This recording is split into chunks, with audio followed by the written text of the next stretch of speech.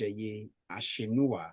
I've been joined this morning by two gentlemen. I've got AB Bozimo joining us virtually. Good morning, AB Bozimo. Good morning, Omatseye. Good morning, Mr. C, and good morning to all of the wonderful listeners out there. And I also say a big good morning to Mr. C. Good morning, Amas. Good morning, AB. Good morning, Lagos. And having said the good mornings, we also like you to know, as we will tell you always on the show, Freshly Pressed, is that the analysts would have their say. You, importantly, would also have your say, and that's why we'd like you to get these numbers handy. 0809-444-0981 would be where to send your reactions of the headlines to today's paper as we're treating. It's very important. But let's get started with this one from the stand of the Tribune this morning.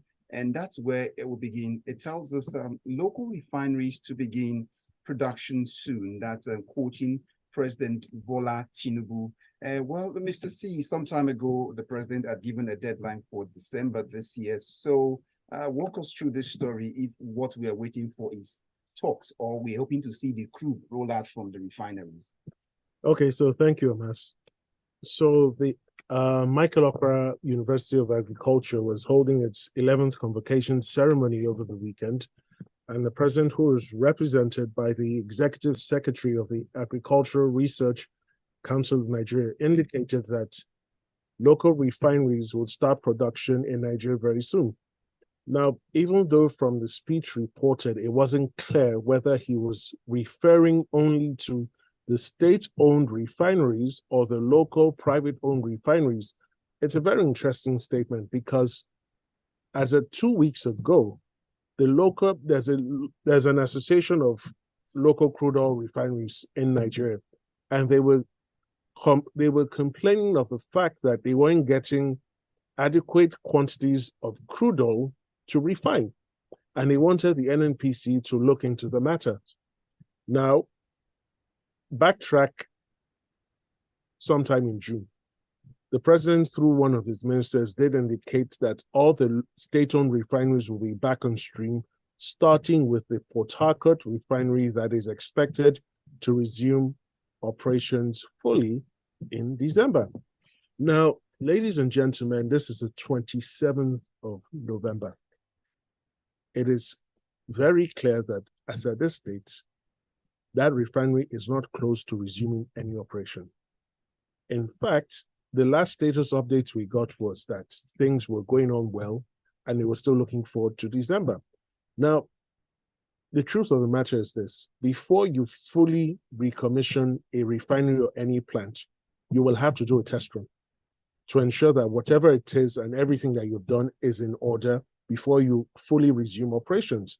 There is no date set for the test run. There is no indication that we're even on the path towards doing a test run.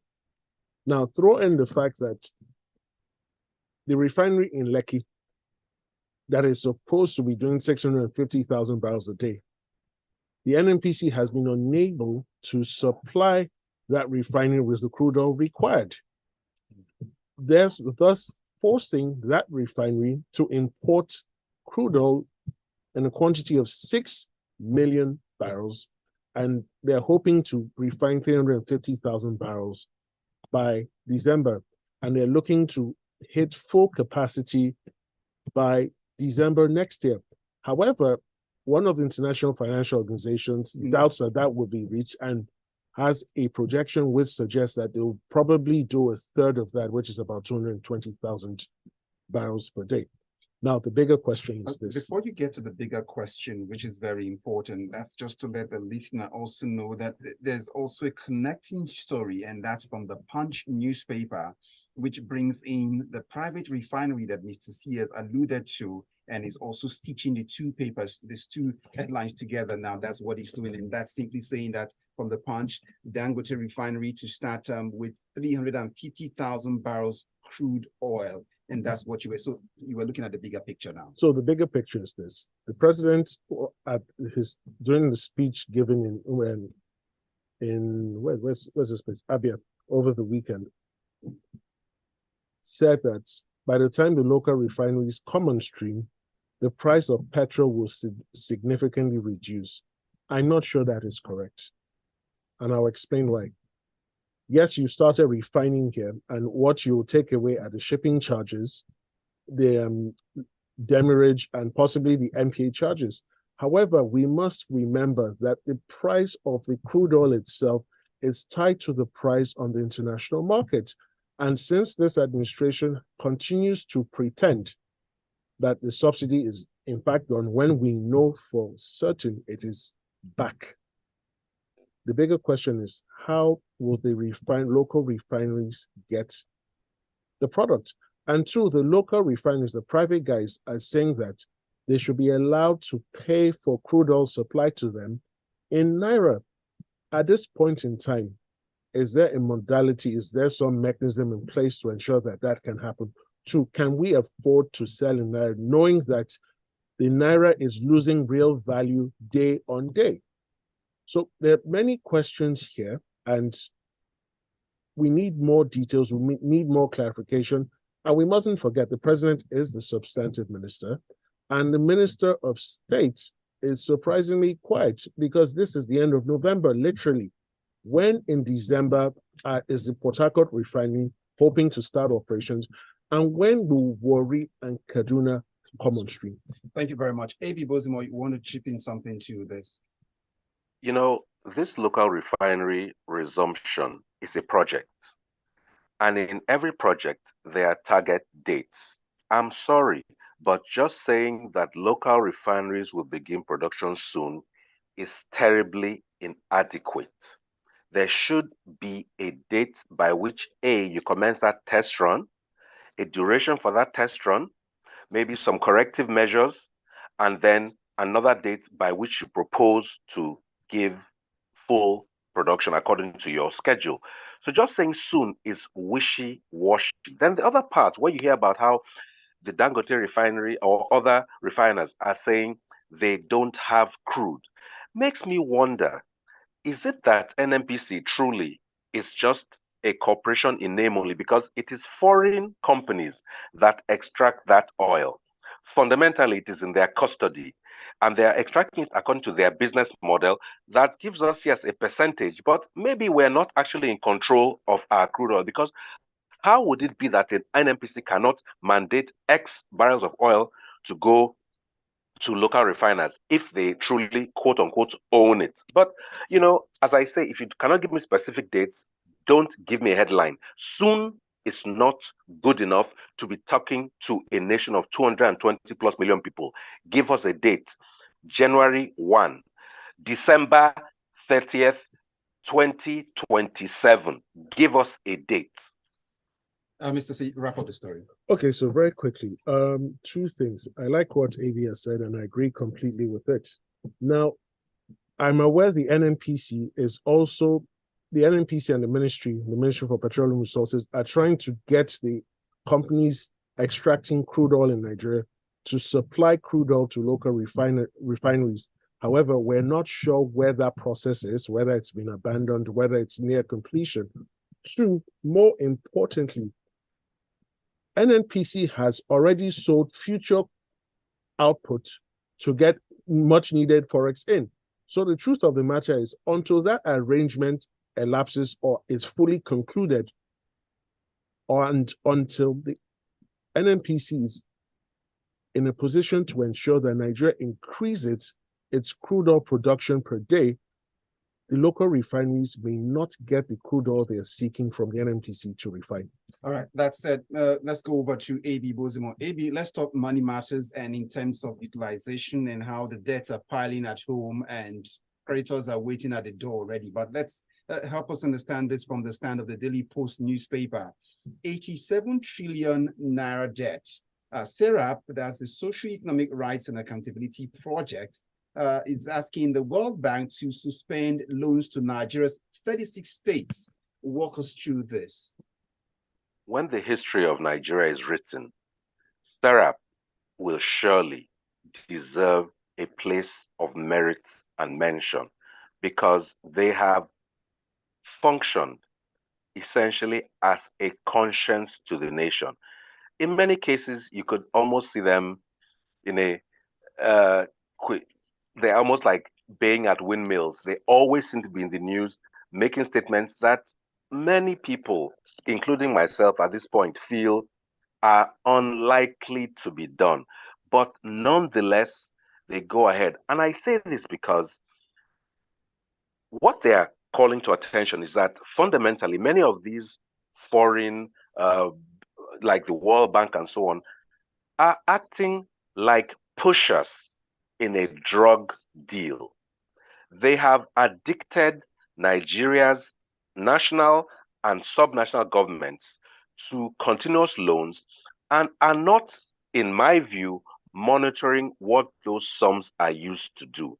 How we got to 87 trillion with a T debt without the corresponding improvement in Nigeria's circumstances appears to me to have been a case where, because this debt didn't happen in a day, it happened over time. So were there no monitoring facilities for the first 1 trillion, the next 10 trillion, the next 20 trillion, before you got to 87 trillion? Was there no correct? Because to the best of my knowledge, loans are supposed to be given for something, for a thing. And if you give a loan, there's supposed to be a monitoring system where, according to the terms and timeline of the loan, XYZ disbursement. You have disbursed at this point 87 trillion, and the country has wallowed in the world's poverty capital headquarters. There's got to be a, a disconnection between those loans and performance. And if you keep giving loans, it means you actually encouraging the country or the managers of that country to be fast and loose with the loans. I think SERAP's letter it has merit, but I can almost promise it will not be taken seriously. And that's the pity, because they are raising the point that, hey, stop, conduct an audit of all the loans that have got us to 87 trillion right now, wherein I think they say literally 90 kobo of every naira needs to be paid back as a loan right now. We are that highly leveraged. Yet we are getting new loans, and you and I know some of these loans are for, I'll speak for myself only. When I hear about us buying brand new vehicles from abroad, I ask myself, is that with money we have or with money we've borrowed? Can that be a worthwhile reason to take on a loan? If you told me you took a loan and you changed the power situation in Nigeria, you took a loan and you now made sure that public power was available for Nigeria, that for me is a worthwhile loan. If you took a loan and you made sure that the train system in Nigeria was completely overhauled and connecting everywhere, that for me is a worthwhile loan. I'm not against loans, but I cannot see the connection between the amounts we have thus far borrowed and the improvements in lifestyle of the country. Like, people will possibly say, all countries take loans. Of course, all countries take loans. What they do with it is the difference. And in my view, I have not seen sufficient good being done by Nigerian loan activity for the Nigerian people. Mr. C, I know you want to chime in, and AB, I would get back to you because I need you to help us understand how debtors can go to sleep, and if not sleeping as a debtor has a psychological impact. But that will be after we come back, because there's a story you would have to also stitch up for us after this time. Stay tuned. We are Smooth 98.1 FM. We'd like to get your reactions to the newspaper headlines on 0809-444-0981 will be where you send all of it to. My name is Omatseye Atsenuwa. Stay tuned. Are you looking for a reliable way to grow your money?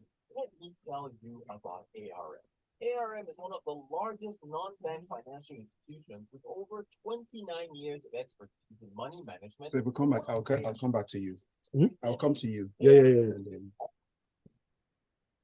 Goals are meant for ease, no matter who you are. Now, whether it's growing your money, safe, well-managed investments for important goals like school fees, personal development, vacations, rent, buying a property, or preparing for the future, ARM has got you covered. We all know there are a lot of apps out there promising to grow your money, but ARM has everything you need to go from where you are to where you need to be. Start your wealth creation journey today by downloading the ARM One app from the Google Play Store or iOS Store. They're great options for everyone. You even start with as low as 1,000 naira, just 1,000 naira. For more information, visit arm.com.ng or call 01-271-5002. That's 01-271-5002. ARM, let's face tomorrow together. Wow.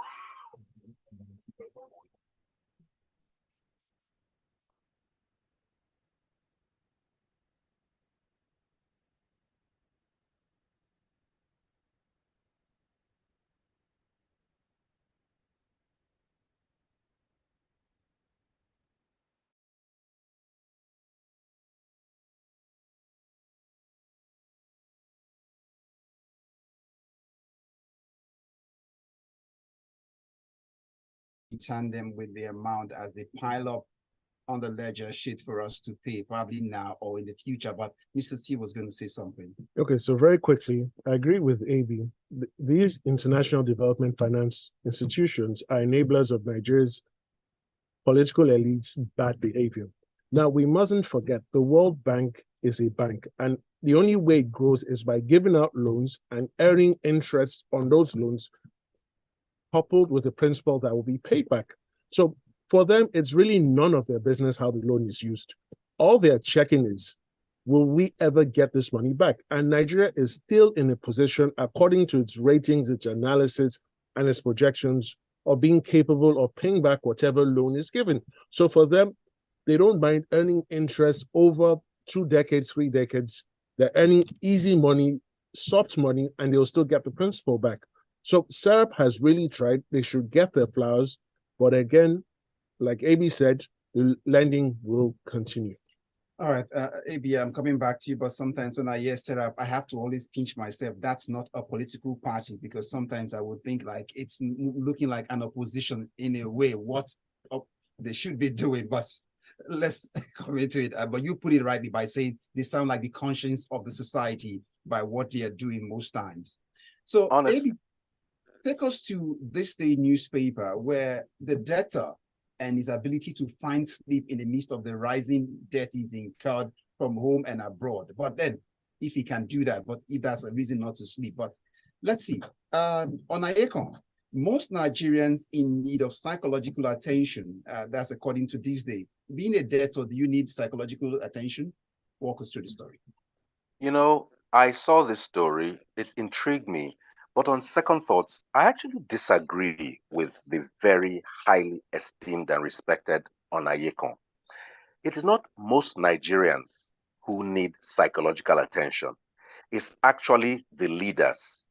Because many other countries have disasters, natural disasters like earthquakes, like landslides, like tsunamis. Nigeria's disaster thus far has been our leadership. And I say this because it is a thing of joy and a major privilege to be given the opportunity over the course of a lifetime to lead anything, lead anybody.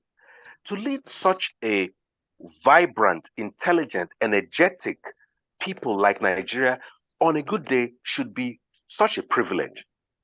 But for whatever reason, in general, and not being specific, in general, the leadership at the federal and subnational levels has failed to transform that privilege into priorities of the people.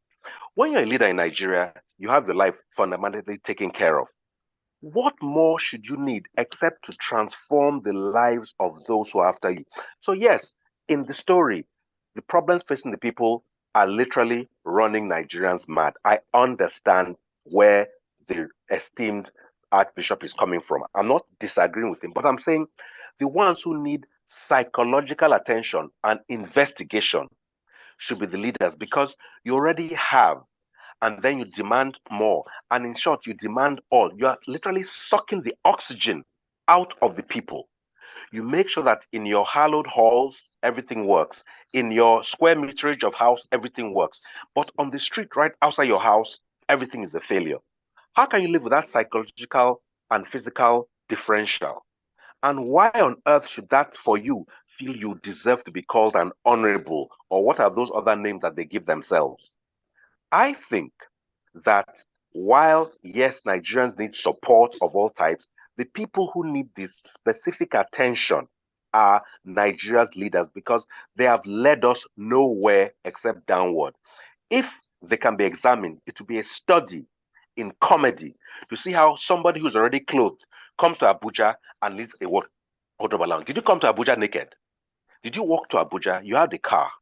Come on, let's stop being so selfish, narrow-minded, and greedy, and give Nigerians the kind of country that we really ought to have. We are blessed with good weather, blessed with fertile land, blessed with intelligent people, blessed with hardworking people. All we lack is leadership. So it is the leaders who need psychological investigation. A quick one, Mr. C. Okay, so very quickly, I agree with AB, but I want to take a contrary view. It's not just the leaders who need the psychological counseling and checkup. I dare say, a lot of Nigerians do. And I'll tell you why. You have Nigerians who have, over the years, continued to defend the indefensible. When every shred of evidence points to the contrary, they still defend the indefensible with their entire hearts. And two, our leaders, sadly, are a reflection of Nigerian society today. We cannot honestly say we do not deserve the leadership we have gotten. Look at the lineup for the Kogi state gubernatorial elections. All the major parties feel they're clowns. I'm sorry. So I'm really sorry for people in Kogi state, because for the next 4 years, I shudder to think what will come of them. You have a governor-elect who struggles to speak in English.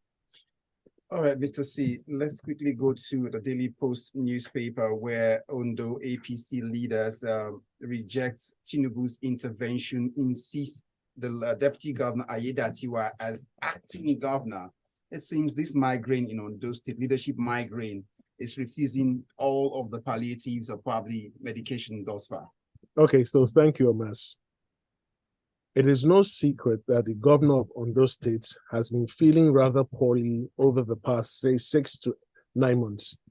And it is also no secret and extremely very clear that he is a shadow of his former self.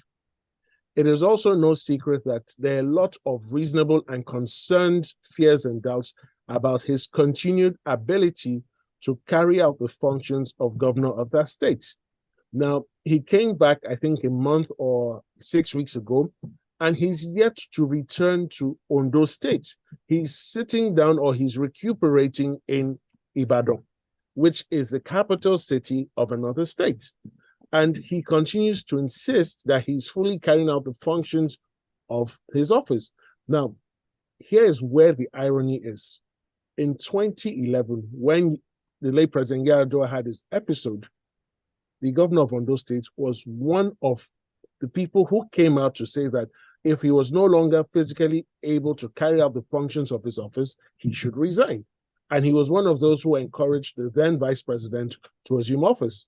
Now, stakeholders in Ondo State are saying, for how long will this continue? It is crystal clear the man is tired and he can no longer fully and physically carry out the functions of his office, and he cannot fully withstand the rigors that come with that office. And they're now insisting that the current deputy governor be appointed the acting governor. I understand there was a meeting over the weekend at the Villa, and his wife and his son were there, but they were not granted audience. Now, the president, to the best of his ability, tried to negotiate a political settlement. But the truth of the matter is, at this point in time, it's not a political settlement that is required. What is required is to follow the law. We had an incident in Taraba State a few years ago. The then governor had a plane crash. He was almost in a vegetative state, but he finished out his tenure. We need to build strong. But now, on those states, they've got barely, their tenure comes up by February next year. So this is just, so what is so difficult in allowing the deputy governor carry out the remaining functions while he recuperates? No, so but the governor is insisting, or his camp is insisting, that he's fully fit and he's carrying out the duties of his office. Now, if that is the case, return to Akure. All right, so let's wait while we see that and get messages in now. I've got a message from Dami from Oshodi. Our leaders should spend less time giving speeches and releasing press statements and actually do the work they were elected for. And then Dami would come up with Tony from Ikeja comes up. I always ask, all the gas exports Nigeria has executed for years, why do we not hear about how much that industry is generating? Or do they share it as their hardship allowance? Please, Mr. C, tell me something about the proceeds of gas export. Thank you. Tony from Ikeja left us with that message. And I would find a JJ message, JJ from Ekpe.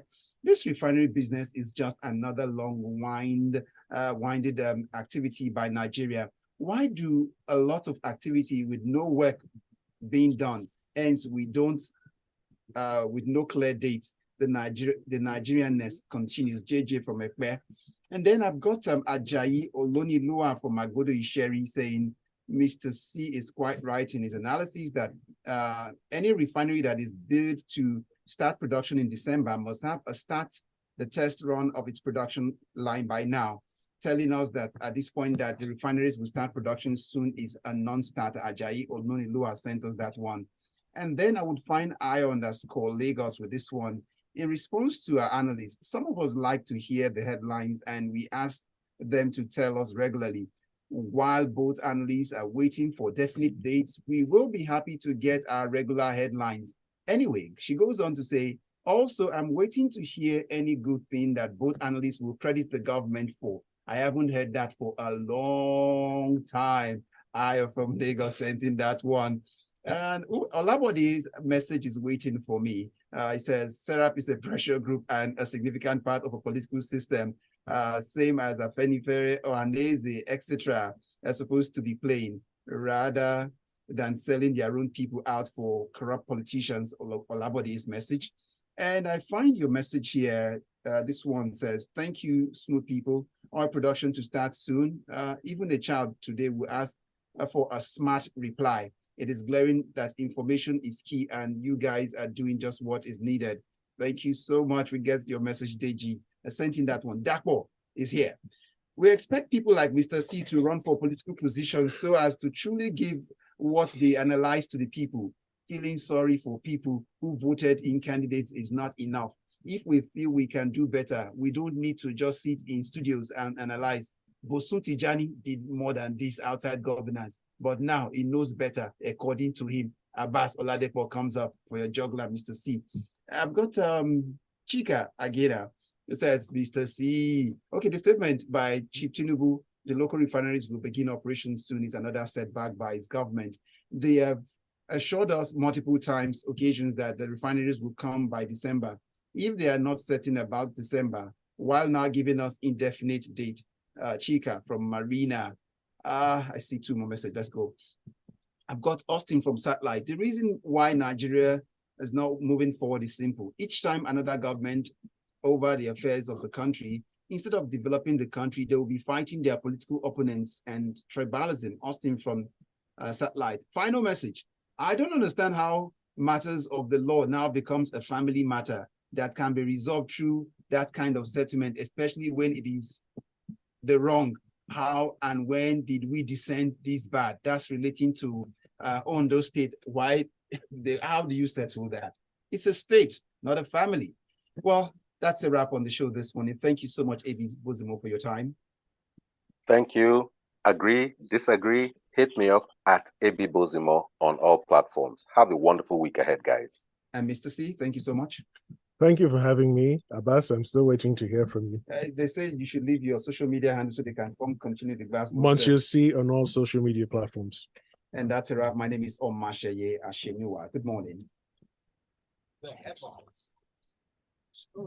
AB.